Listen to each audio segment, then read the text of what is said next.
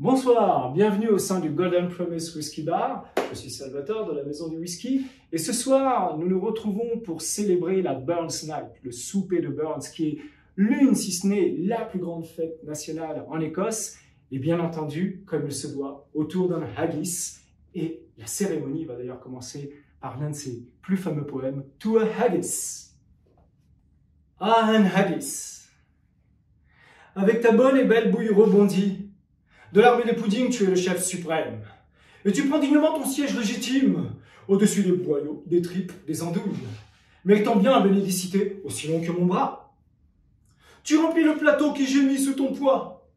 Tes flancs puissants s'étalent comme une colline.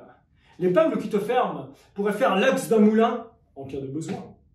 Et par tous les pores de ta peau, les essences distillent des perles d'ambre. Un rude homme de labeur essuie sa lame et te tranche d'un coup de main habile, tailladant tes nobles entrailles dégoulinantes, comme on creuse un fossé. Et alors, quel spectacle somptueux! Quelle richesse! Quel parfum glorieux! Puis tous donnant de la cuillère, tous y vont de bon cœur, et malheur au dernier, on pioche avec bonheur, jusqu'à ce que bientôt les ventres distendus gonflent en forme de barrique. Et qu'un brave ancien, prêt à éclater, récite en soufflant l'action de grâce. En existe-t-il un, penché sur son ragoût français, ou sur un de ces plateaux huileux à écœurer un porc de dégoût, ou sur une de ces fricassées à vous lever le cœur, qui puisse contempler, l'air méprisant, le nez levé, un tel dîner.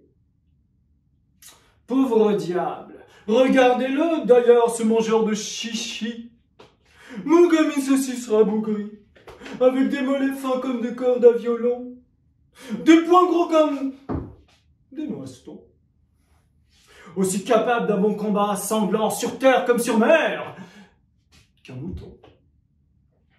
Regardez maintenant notre humble mangeur de haggis. La terre tremble sous ses pas.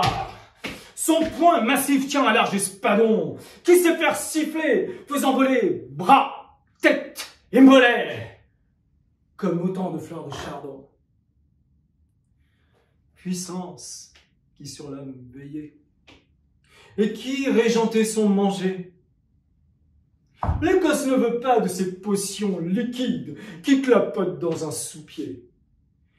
Mais si vous voulez ces prières novatrices, donnez-lui du haggis.